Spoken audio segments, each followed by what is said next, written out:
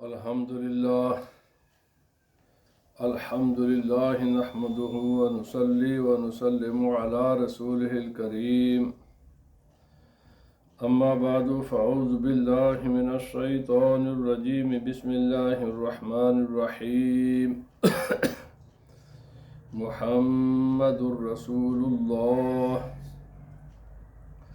والذين معه أشداء على الكفار رحماء بينهم تراهم ركعا سجدا يبتغون فضلا من الله ورضوانا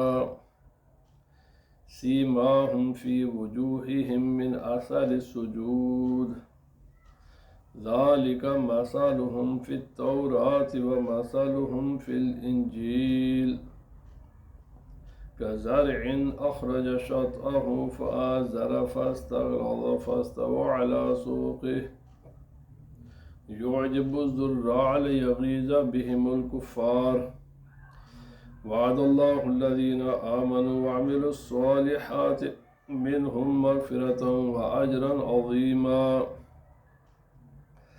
صدق الله العظيم. إن الله وملائكته يصلون على النبي يا أيها الذين آمنوا صلوا عليه وسلموا تسليما.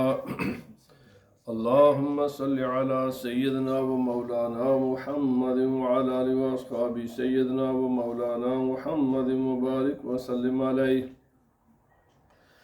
الصلاة والسلام عليك يا سيدي يا رسول الله وعلى آلك وأصحابك يا سيدي يا حبيب اللہ. اللہ رب العزت جل وعلا کے حمد و ثنا اور نبی اکرم رحمت مجسم صلی اللہ علیہ وسلم کے دربار گہربار میں حدیث درود و سلام عرض کرنے کے بعد حضرات گرامی، گزشتہ جو جمعۃ المبارک کے خطبات میں نے رسول اللہ صلی اللہ علیہ وسلم کے خلیفہ ثالث سے تیسرے خلیفہ حضرت سیدنا عثمان غنی رضی اللہ تعالی عنہ کے بارے میں کچھ عرض کیا. ہر موضوع اتنا بڑا، اتنا طویل ہے کہ اس پر گفتگو کرنے کے لیے بہت زیادہ وقت چاہیے. وقت ہمارے پاس ہوتا نہیں ہے، تو بہرحال اس گفتگو کو جتنا کر سکا وہیں چھوڑا. اور آج چونکہ رسول اللہ صلی اللہ علیہ وسلم کے دوسرے خلیفہ برحق حضرت سیدنا عمر رضی اللہ تعالی عنہ کا یوم شہادت آ رہا ہے، اور مسلمانوں کو اپنی تاریخ سے آگاہ ہونا چاہیے. تاریخ انسان کے لیے ایسے ہی ہوتی ہے کہ جیسے کسی درخت کے لیے جڑ ہوتی ہے. جب جڑ خشک ہو جائے تو باقی درخت کا برقرار رہنا وہ بہت مشکل ہو جاتا ہے، کیونکہ جو اس کے پھول ہیں، پتے ہیں، ہریالی ہے، اس کی زندگی ہے، وہ سب کے سب جو انسان کو نظر آ رہی ہوتی ہے، اصل میں وہ تمام زندگی کا تعلق جڑ کے ساتھ ہوتا ہے. جیسے جڑ کے بغیر درخت اپنا وجود برقرار نہیں رکھ سکتا، ایسے ہی کوئی بھی قوم اور بالخصوص مسلمان اپنی تاریخ سے آگاہ ہوئے بغیر اپنے وجود کو برقرار نہیں رکھ سکتے. اس لیے بحیثیت مسلمان ہر مسلمان کو، چاہے وہ بوڑھا ہے، جوان ہے، مرد ہے، عورت ہے، دنیا کے کسی بھی خطے میں رہنے والا ہے، اس کے لیے ضروری ہے کہ وہ اپنی تاریخ سے آگاہ ہو اور اس کے ساتھ جڑ کر رہے. تو اس لیے چونکہ رسول اللہ صلی اللہ علیہ وسلم کے بعد سب سے پہلے خلیفہ برحق اور سب سے افضل انبیاء کرام کے بعد وہ حضرت سیدنا ابوبکر صدیق رضی اللہ تعالیٰ عنہ ہیں، اور حضرت ابوبکر صدیق کے بعد حضرت سیدنا عمر رضی اللہ تعالیٰ عنہ ہیں. اللہ رب العزت نے قرآن مقدس میں تمام رسول اللہ صلی اللہ علیہ وسلم کے صحابہ کرام اور آپ کی آل پاک کی عظمت کو بیان کیا ہے، اللہ کا الگ بھی بیان کیا ہے، مجموعی طور پر بھی بیان کیا ہے۔ پھر بالخصوص اللہ رب العزت نے صحابہ کرام میں سے جو بڑے بڑے صحابہ کرام ہیں ان کا ذکر اللہ تعالیٰ نے الگ کیا ہے، ان کی عظمت کو الگ بیان فرمایا ہے۔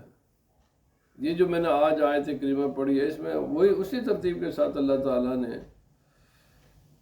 ان چاروں کی عظمت کو بیان کیا ہے۔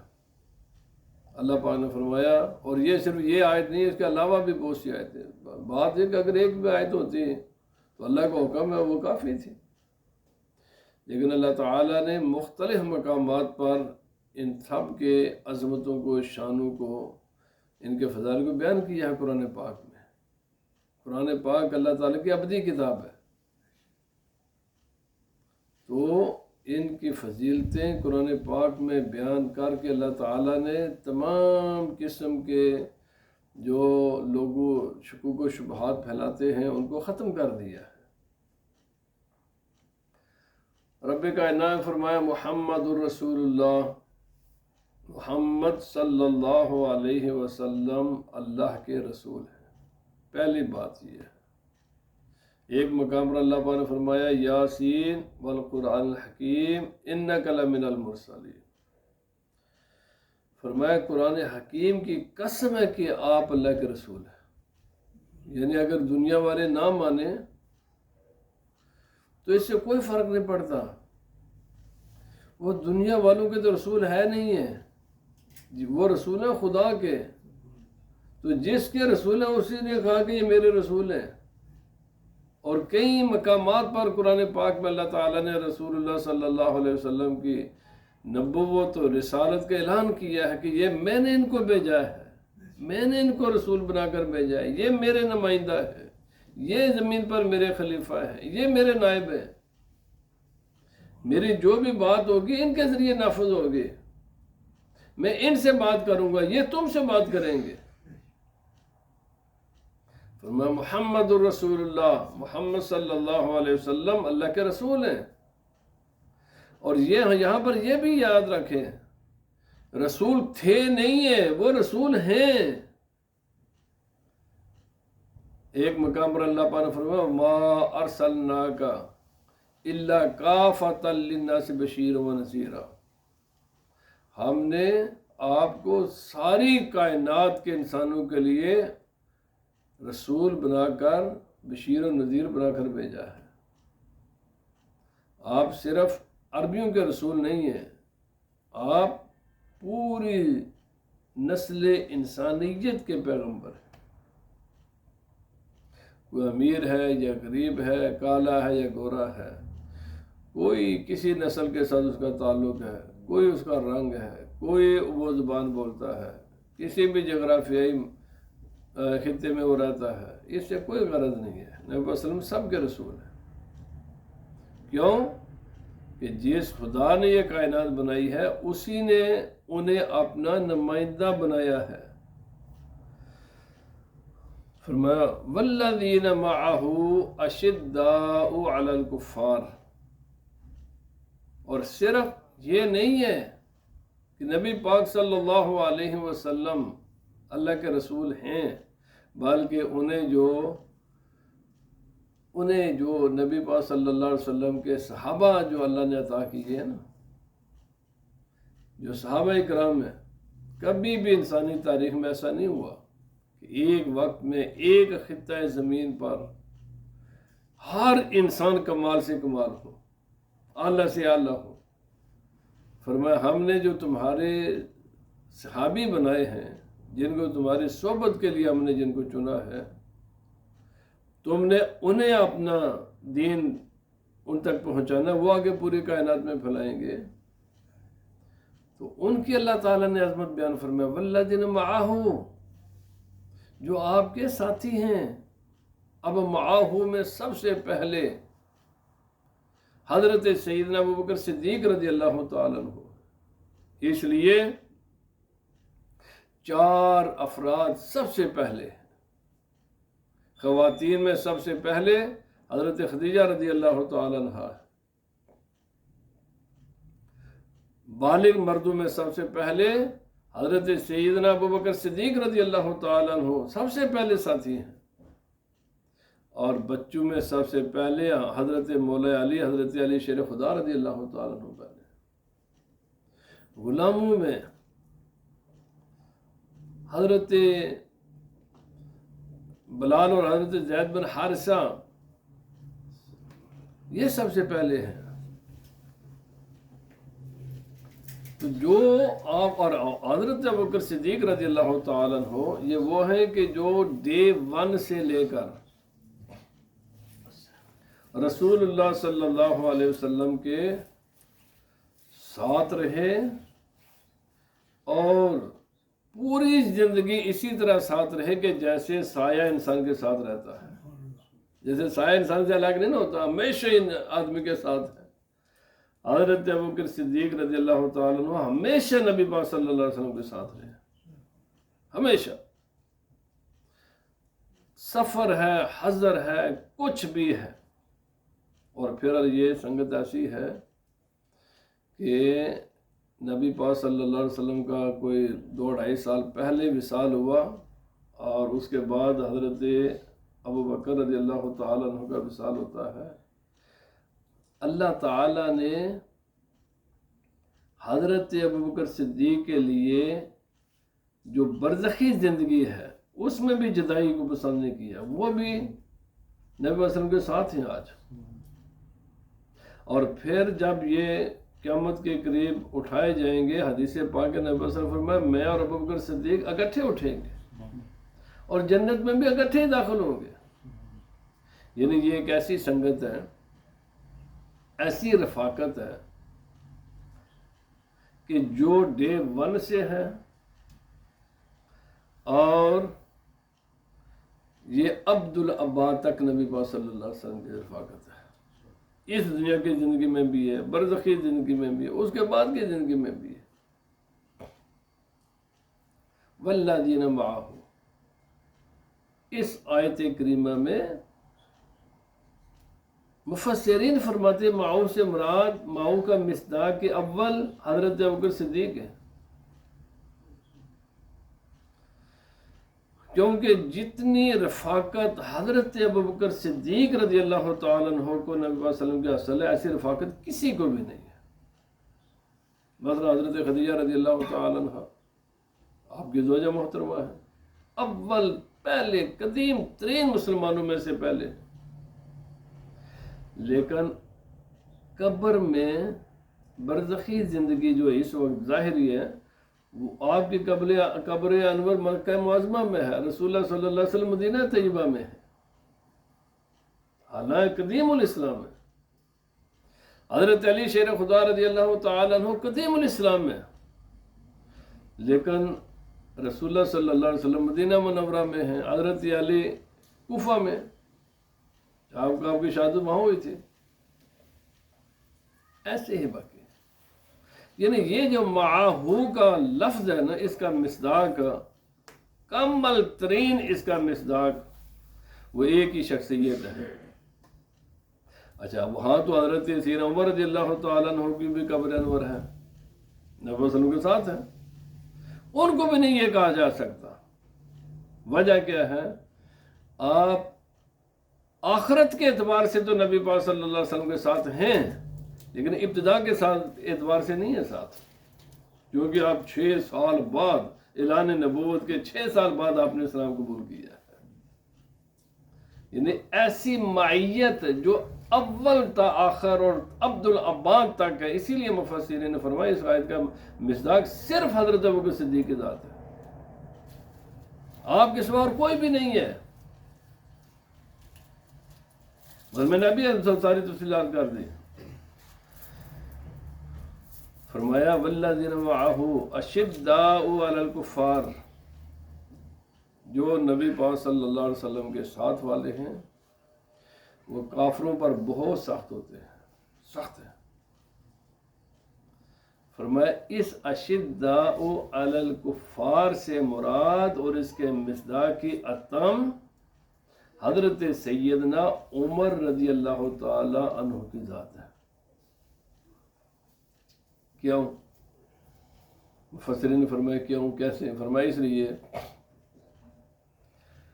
کہ 6 سال تک رسول اللہ صلی اللہ علیہ وسلم دین کی تبلیغ فرماتے رہے، لیکن آپ نے اعلانیہ تبلیغ نہیں فرمائی، خفیہ، بس فردن فردن جہاں کوئی آدمی مل جاتا اس کو کہہ دیتے اسلام قبول کرو۔ اور 6 سال کے نتیجے میں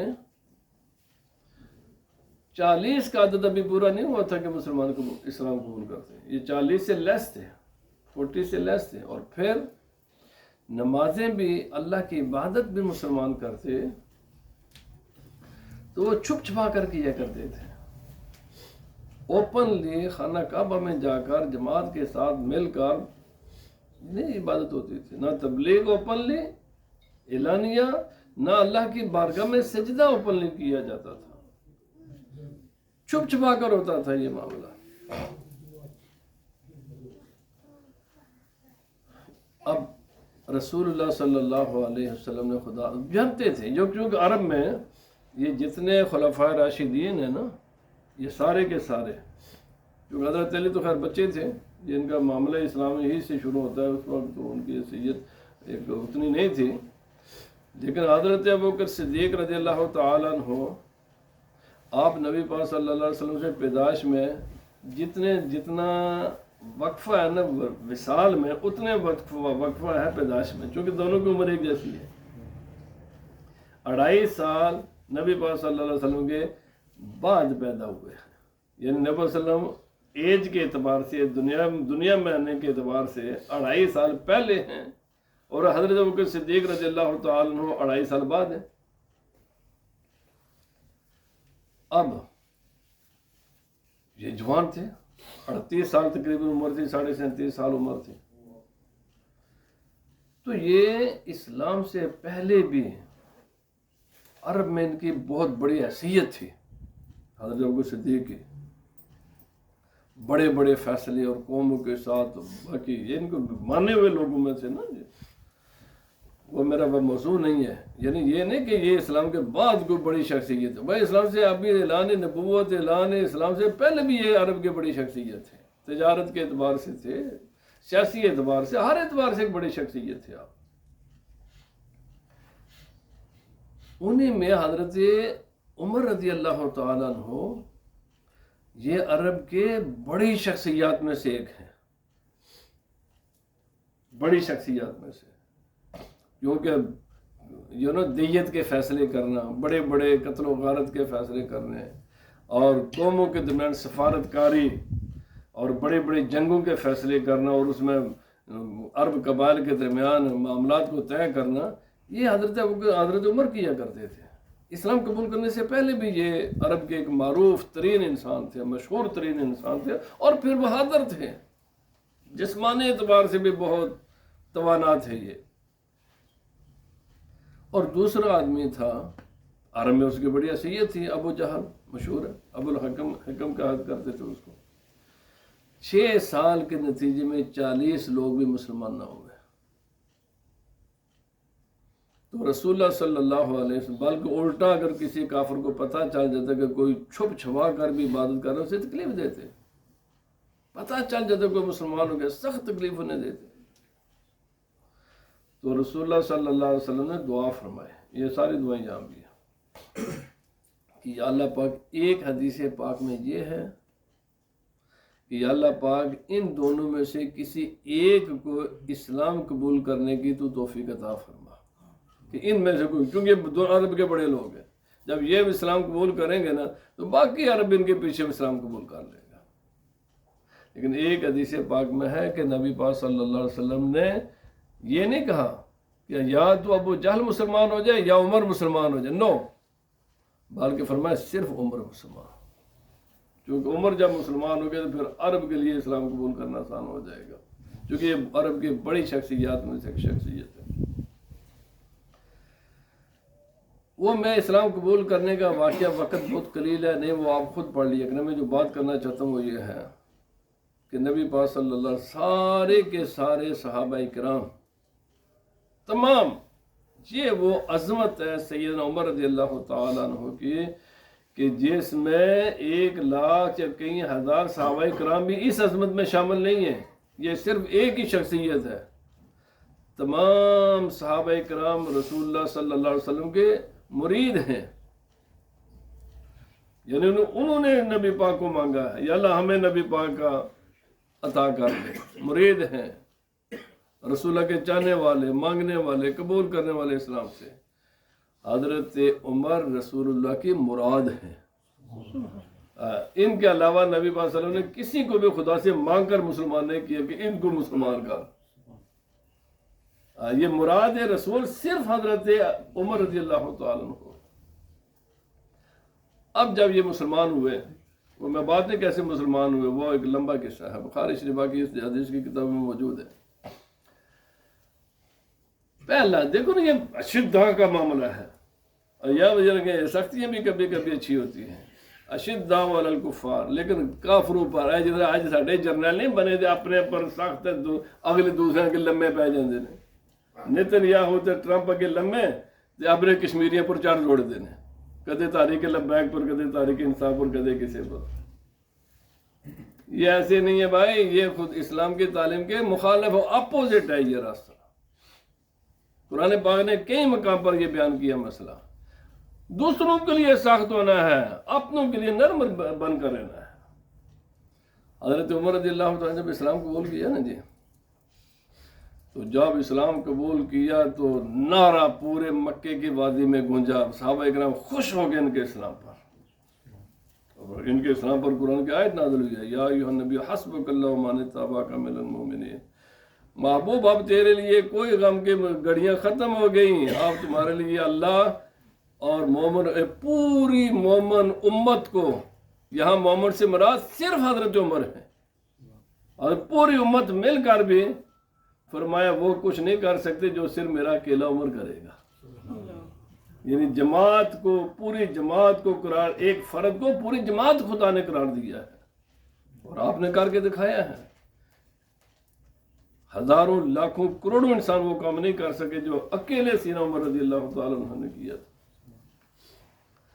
ایسے ہی تو صحابہ کرام نے نعرہ لگایا، حضرت زید بن ارقم کے گھر سے اس وقت نبی پاک صلی اللہ علیہ وسلم تو پورے آواز جناب گونجی ہے، یہ ان کے کان کھڑے ہو گئے، اتنا کوئی عجیب واقعہ ہو گیا ہے کفار مکہ کے، واقعہ کوئی بڑا ہی ہوا ہے، یہ جو آواز آئی ہے نا اللہ اکبر کے، واقعہ آج کوئی بڑا ہوا ہے، ادھر سے ان کے کان کھڑے ہو گئے، اور انہوں نے چے میں کو یہ شروع کر دیں کہ حضرت عمر رضی اللہ کے مسلمان، ادھر حضرت عمر رضی اللہ تعالیٰ عنہ جیسے اسلام قبول کرتے ہیں، یہ شدہ علی الکفار کا معاملہ ہے۔ نبی پاک صلی اللہ علیہ وسلم ابھی نماز کا وقت نہیں ہوا تھا، کیونکہ 10-11 بجے کا واقعہ ہے یہ صبح کا۔ حضرت سیدنا عمر رضی اللہ تعالیٰ عنہ نبی پاک صلی اللہ علیہ وسلم کی خدمت اسلام قبول کرتے ہیں، کلمہ پڑھتے ہیں، پہلا سوال کرتے ہیں، یا رسول اللہ صلی اللہ علیہ وسلم کیا ہم حق پر نہیں ہیں؟ میں کیوں حق پر ہیں؟ تو فرمایا اگر حق پر ہیں تو پھر یہ چھپ کر نمازیں کیوں پڑھتے ہیں؟ پھر یہ چھپ کر تبلیغیں کیوں کرتے ہیں؟ فرمایا کمزور ہیں، سارے لوگ کمزور ہیں جو میرے ساتھ ہیں، کمزور لوگ ہیں، یہ مقابلہ نہیں کرتے ان ظالموں کا جو رکاوٹ ڈال رہے ہیں۔ تو فرمایا اگر آپ اجازت دیں نا تو آج ان کی ساری ان کے آکڑ میں نکالوں گا، اب بس آپ یوں کریں، یا رسول اللہ وسلم نے کہا وضو وغیرہ کریں، تیاری کریں نماز کی، اور آج ہم خانہ کعبہ میں جماعت کے ساتھ نماز پڑھیں گے، لیکن پہلے میں جاؤں گا ان کے آکڑ نکالنے کے لیے، ان ظالموں کے، ان دشمنوں کے، ان کفار کے۔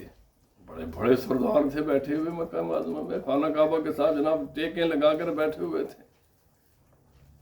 آپ نے 2 مرتبہ یہ کام کیا ہے، ایک اس موقع پر، ایک ہجرت جب آپ نے فرمائی تھی، یہی بالکل اعلانیہ آپ نے ہجرت کی تھی، اس وقت بھی آپ نے یہی فرمایا تھا۔ آپ گئے ان بڑے بڑے سرداروں کے پاس، خانہ کعبہ میں بیٹھے ہوئے ان ظالموں کے پاس، فرمایا سن لو، تم نے بہت ظلم کیا 6 سال تک مسلمانوں پر، بہت ظلم کیا۔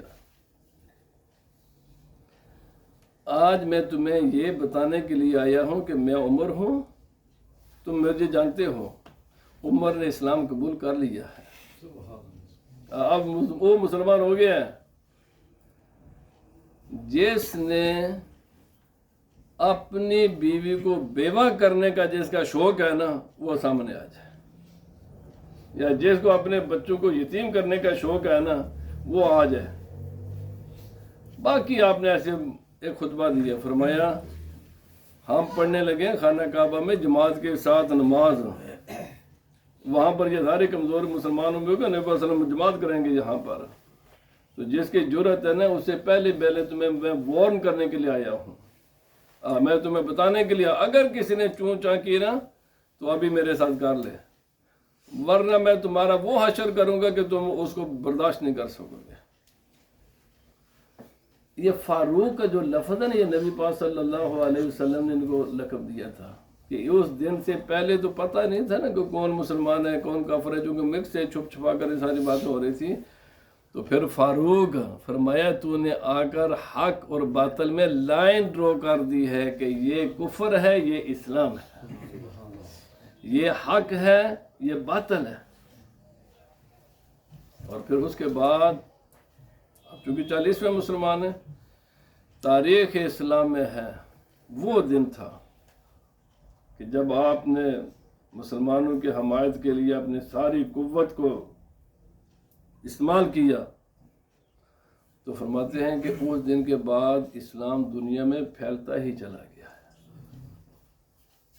آج دنیا میں تقریباً 2 ارب کے قریب مسلمان ہیں، لیکن اس کی پہلی اینٹ رکھنے والے، ویسے تو رسول اللہ صلی اللہ علیہ وسلم بعد 6 سال بعد اس کو وہ پھیلاؤ نصیب تبھی ہوا کہ جب حضرت عمر رضی اللہ تعالیٰ عنہ نے اسلام قبول کیا تھا۔ اسی لیے ان کا لقب ہے فاروق اعظم، سب سے بڑا فرق کرنے والی ذات۔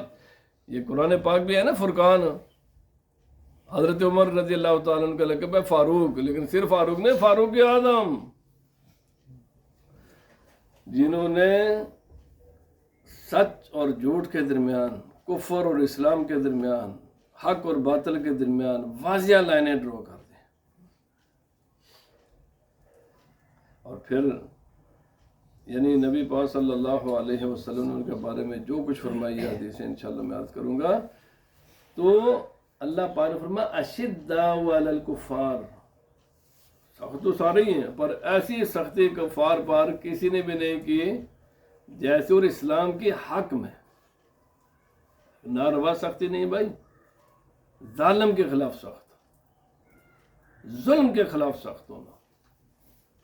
یاد رکھیں بالکل مسکنسیپشن ہے کہ اسلام میں کفار کے یا غیر مسلم کا بڑے حق ہیں، ان کے بہت حق ہے، لیکن ظالم ہو چاہے وہ مسلمان ہو چاہے کافر ہو، اس کے خلاف نہیں نرمی برتی جائے گی، اس کے خلاف کھڑا ہوا جائے گا۔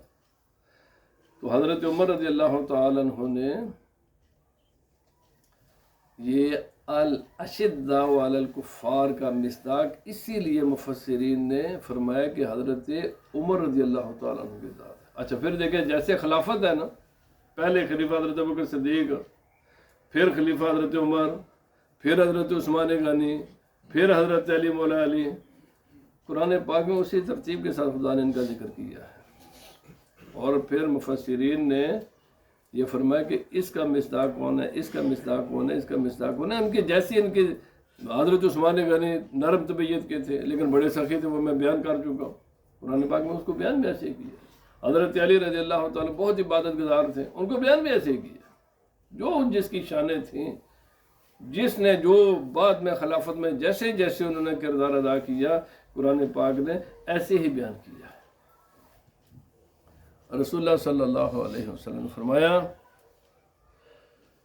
کہ ان کے بہت شانیں قرآن پاک نے بیان کی ہیں، رسول اللہ صلی اللہ علیہ وسلم نے بیان فرمائی ہیں، بڑی بڑی کتابیں ہیں ان کی عظمت پر، شان پر، ان کے فیصلوں پر، سبحان اللہ۔ نبی پاک صلی اللہ علیہ وسلم نے فرمایا انسان تو انسان ہے، والذی نفسی بیدہ، ما لقیک الشیطان سالکا فجا قط الا سلک فجا غیر فجک. فرمایا انسان تو انسان ہے، ان سے تو شیطان بھی ڈرتا ہے. شیطان کو پتہ چل جائے نا ان کو عمر اس گلی سے جا رہا ہے، اس کو ضرورت نہیں اس راستے پر چلنے کی. یعنی انسان تو انسان ہے نا، شیطان اس کو بھی ضرورت نہیں ہے کہ جس راستے سے حضرت عمر گزر جائے پھر اس راستے سے وہ گزر سکے. اسی لیے میں نے عرض کیا اپنے ساری زندگی. پھر نبی پاک صلی اللہ علیہ وسلم فرمایا کہ میں جنت میں گیا، حضرت عمر رضی اللہ تعالیٰ عنہ کو میں نے محل دیکھا. میں داخل نہیں ہوا چونکہ پرائیویسی کا مسئلہ تھا. میں نے کہا عمر کی غیرت، بڑے بغیور تھے، غیرت مند. غیرت بہت اچھی چیز ہے، غیرت مند ہونا چاہیے. میں والدین سے بھی کہتا ہوں، میں نے ابھی آ رہا تھا میں دیکھ رہا تھا یہ ہم بچے کیا کرتے ہیں اور بچیاں کیا کرتی ہیں. اپنے بچوں کو اتنے نہ لاپرواہ چھوڑ دیں کہ بے حیائی کی. یہاں پارک میں جا کر دیکھیں، میں روز اپنے آنکھوں کے سامنے دیکھتا ہوں بچے گھر سے والدین بھیجے ہوتے ہیں اسکول میں، وہاں سے بھاگ کر یہ بچے کیا کرتے ہیں پارک میں.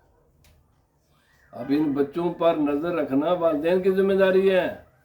بغیرت نہ بنے، غیرت رکھیں اپنے دل میں. ٹھیک ہے، اگر کسی کو شک ہے نا، میں 10-11 بجے روز ہی پارک کے چکر لانا ہونا تو میں مسے میں آ رہا سا. یہ نہ کوئی ہندو ہے نہ کوئی انگریز ہے کہ ہندوؤں کی شکلیں سارے نال تھوڑی جی مختلف نے تو گورے کی شکلیں ویسے ہی سارے نال مختلف نے. یہ کڑیاں منڈے یا سکھ پاسبل ہے تو یا مسلمان ہی نے، کیونکہ ساڑی شکلیں ذرا آپس میں مل جائیں. تو جو کچھ ایک کرتوتاں کر دیں نا بار پار کے، میں روز انہوں تک. بغیرت نہ بنو، غیرت رکھو. اپنے بچوں میں بھی غیرت پیدا کرو. ٹھیک ہے، غیرت بہت ایک قیمتی چیز ہے. والدین کا فرض ہے کہ اپنے بچوں پر نظر رکھیں. بھارت وقت ہو گیا ہے تو میں یہ عرض کرنا چاہتا ہوں کہ ایک تو نبی پاک صلی اللہ علیہ وسلم نے فرمایا میں عمر کی غیرت ہے نا، فجور ہے نا، میں اس لیے اس کے گھر میں داخل نہیں ہوا کہ وہ اس کو بغیر اجازت میرے گھر کے میں. نبی پاک تھا، حضرت عمر نے فرمایا رسول آپ سے کیا غیرت ہے. لیکن پھر بھی نبی پاک صلی اللہ علیہ وسلم نے ان کی پرائیویسی کا خیال کیا. آخری بات فنش. ابھی میں نے عرض کیا کہ